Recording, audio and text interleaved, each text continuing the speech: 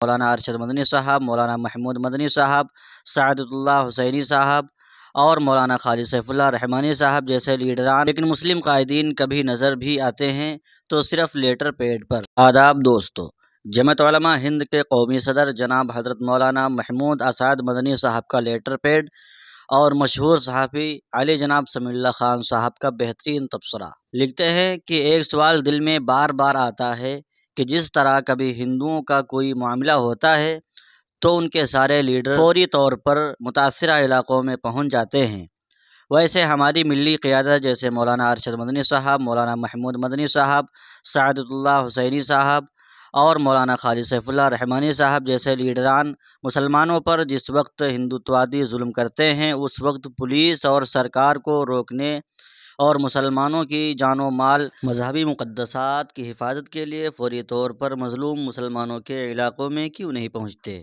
یہ سوال سمیع اللہ خان صاحب کا ہے۔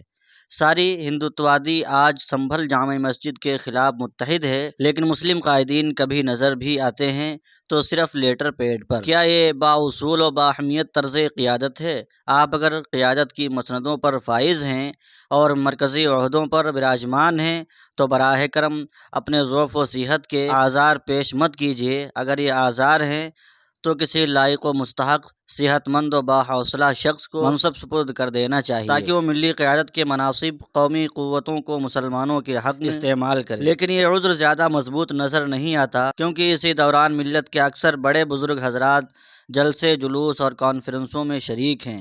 ہمارے اکابر و اسلاف کی تاریخ کبھی بھی ایسی نہیں تھی کہ وہ کئی سالوں میں ایک مرتبہ بھی پولیس اور سرکار یا ہندوتوادی ظالموں کے شکار مسلمانوں کے پاس نہیں جاتے تھے، کیونکہ قائد ہونے کا معنی ہی یہی ہے کہ جب ظالم ظلم کرے تو آپ فوراً وہاں پہنچ کر ملت کو سہارا دیں اور ظالم کی آنکھوں میں آنکھیں ڈالیں۔ ملی قیادت میں اخوت ایمانی کا مطلب بھی یہی ہے، لیکن افسوس کہ اب یہ وصف ہندوؤں نے اختیار کر لیا ہے اور مسلم قیادتوں نے اسے ترک کر دیا ہے، جس کی وجہ سے کچھ ہندو ظالم مسلمانوں کو لاوارث لاشیں سمجھتے ہیں۔ مسلم قیادت نے اس کام کے لیے چند ملازمین رکھ لیے ہیں۔ جب مسلمانوں کے خلاف ظلم و فساد ہوتا ہے تو ان ملازمین کو معاملہ تھمنے کے بعد بھیج دیتے ہیں اور پھر بڑے قائد صاحب لیٹر پیڈ پر ایک مذمتی بیان لکھ دیتے ہیں۔ بعد میں باز آباد کاری اور مظلوم گرفتار مسلمانوں کو رہا کرانے کا اعلان کیا جاتا ہے۔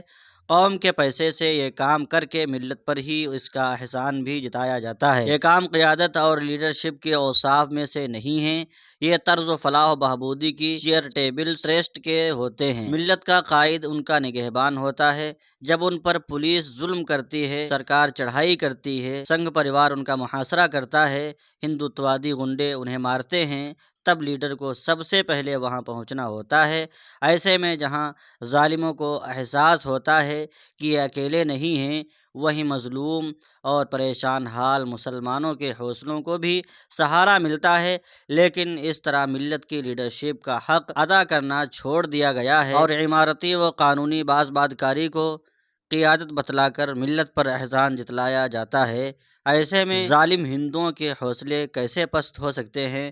ناظرین اکرام، یہ رہا سمیع اللہ خان صاحب کا تبصرہ۔ جناب حضرت مولانا محمود مدنی صاحب لکھتے ہیں کہ سنبھل کی پرتشدد صورتحال اور پولیس فائرنگ میں مسلم نوجوانوں کی ہلاکت سرکار اور انتظامیہ کی تفریق پر مبنی پالیسی کا نتیجہ۔ مولانا محمود اسعد مدنی۔ جمعیت علماء ہند کے صدر مولانا محمود اسعد مدنی نے سنبھل یوپی کی جامع مسجد سروے کے دوران پولیس فائرنگ میں 3 مسلم نوجوانوں کے مجرمانہ قتل اور پرتشدد صورتحال پر سخت ناراضگی اور گہرے رنج و الم کا اظہار کیا ہے۔ مولانا مدنی نے اس صورتحال کے لیے اتر پردیش حکومت اور پولیس انتظامیہ کو قصوروار ٹھہرایا ہے۔ انہوں نے کہا کہ ہم پرتشدد رویہ اختیار کرنے والے کسی فریق کے ساتھ نہیں، لیکن پولیس انتظامیہ کے اس اقدام کو ظالمانہ اور تفریق پر مبنی عمل سمجھتے ہیں، جس کی وجہ سے 3 لوگوں کی جانیں چلی گئی ہیں۔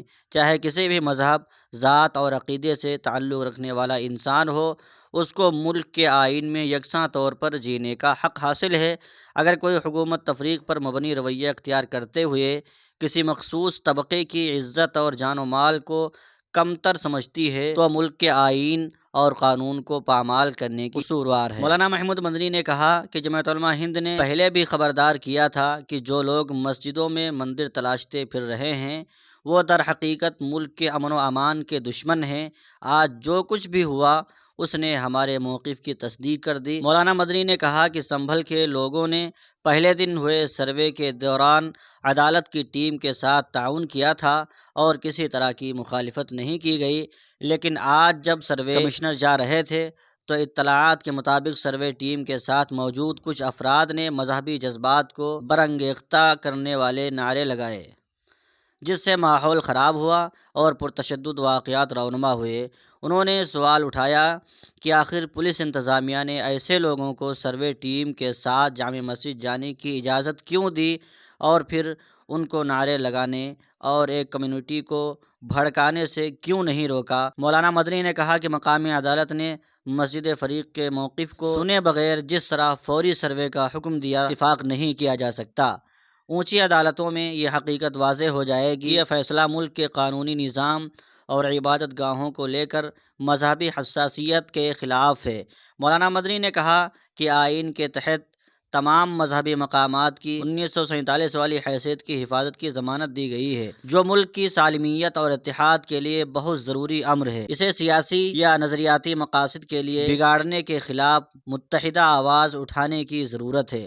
مولانا مدنی نے کہا کہ ہم حکام سے اپیل کرتے ہیں کہ وہ امن و امان کو ترجیح دیں اور سماجی ہم آہنگی کو برقرار رکھنے کے لیے ذمہ داری کا مظاہرہ کریں۔ جمعیت علماء ہند مطالبہ کرتی ہے کہ عدالت کی نگرانی میں پورے واقعات کی غیر جانبدارانہ تحقیق کر کے قصوروار پولیس افسران کو سزا دی جائے اور جو لوگ مارے گئے ہیں ان کے اہل خانہ کو انصاف ملے۔ جمعیت علماء ہند لوگوں سے امن و امان بنائے رکھنے کی اپیل کرتی ہے اور مغموم اہل خانہ کے ساتھ تعزیت کا اظہار کرتی ہے۔ اس درمیان جمعیت علماء ہند کے جنرل مولانا حکیم الدین قاسمی سنبھل کے ذمہ دار لوگوں کے رابطے میں ہیں اور لگاتار امن و امان کی بحالی کے لیے کوشاں ہیں۔ ناظرین کرام، یہ رہا جمعیت علماء ہند حضرت مولانا محمود اسعد مدنی صاحب کا لیٹر پیڈ جو میں نے آپ کی خدمت میں پیش کیا۔ چینل پہ اگر آپ پہلی بار آئے ہیں تو چینل کو سبسکرائب کر لیں، کمنٹ باکس میں اپنی رائے کا اظہار ضرور کریں۔ خدا حافظ۔